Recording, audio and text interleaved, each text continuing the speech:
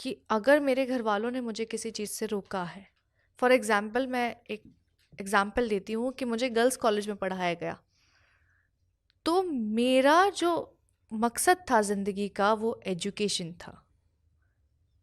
मैं वहाँ स्पष्ट थी।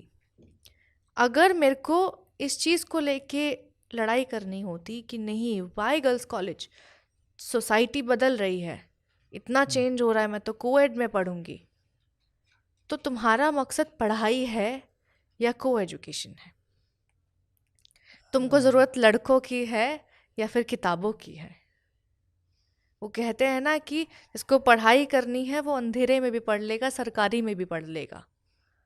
जिसको पढ़ाई नहीं करनी वो प्राइवेट में लेके चले जाओ तुम, वो फेल होके नकल करके ही पास होगा। तो आप अपने विचारों को लेके स्पष्ट हो। आप अगर लड़ाई का झंडा लेके चल रहे हैं कि नहीं, जो सामने वाला इंसान कह रहा है वो गलत ही है, तो आप कब बड़े होंगे? आपने तो वो दरवाजे ही बंद कर दिए जब आपको कोई समझा सके, आपके ज्ञान में वृद्धि हो सके। वो कहते हैं ना कि ज्ञान ऐसी चीज़ है जो बांटते चलो, और ज्ञान ऐसी चीज़ है जो लेते चलो। जो दे रहा है उससे ले लो।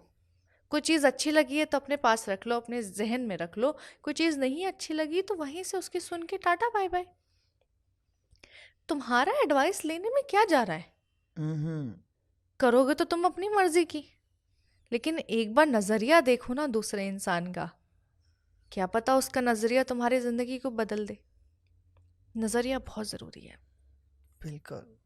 और साथ में मेरे को एक चीज़ ये भी समझ में आई, जैसे मैं ना 12वीं के बाद घर से निकल गया था और उसके बाद अलग अलग शहरों में रहा, अलग अलग नौकरियां करी। हाँ।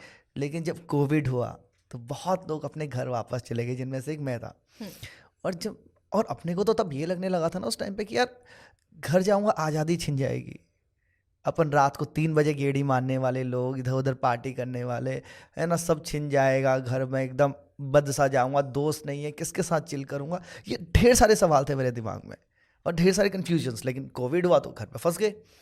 तो जब मैं घर में रहा तो मुझे रियलाइज़ हुआ कि यार, जैसे कहते हैं ना कि अपने से बेहतर लोगों की संगति में रहोगे तो तुम बेहतर हो जाओगे। बिल्कुल।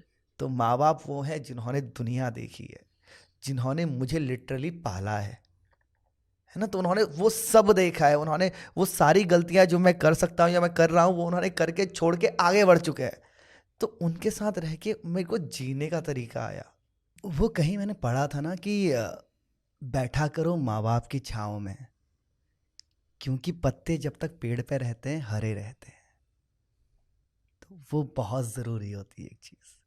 और इससे मेरे को एक चीज़ आपसे पूछनी थी जो अचानक से ध्यान आई कि यार, कब माँ बाप से मतलब कब माँ बाप के सामने खड़े हो जाना चाहिए अपने प्यार के लिए, और कब गिव अप कर देना चाहिए? यार, प्यार को गिव अप करने की सलाह मैं कभी नहीं दूंगी, लेकिन मैं ये भी नहीं कहूंगी कि माँ बाप की इज्जत लांग के तुम चले जाओ। ठीक है, माँ बाप को बैठ के समझाओ, उन्हें बताओ कि ये इंसान तुम्हारे लिए क्यों सही है। माँ बाप देखो, जब किसी इंसान को आपके लिए चुनता है, चाहे आप लड़की हो उसके लिए लड़का चुना जा रहा हो, और आप लड़का हो उसके लिए लड़की चुनी जा रही हो, तो दो चीज़ें देखी जाती हैं। एक, क्या ये अपने आने वाली ज़िंदगी के 50-60 साल साथ में शांति से गुजार सकते हैं, विच इज़ हम्म। शादी। शादी का मतलब यही है ना कि आपको अपनी ज़िंदगी अब एक साथ एक कमरे में बितानी है। आप दो लोग हो गए उस कमरे में। हम एक घर में जब 4-5 लोगों का परिवार होता है हम इरिटेट हो जाते हैं, हम बोलते हैं हमें स्पेस चाहिए। आप शादी में अपने पार्टनर से नहीं भाग सकते हो।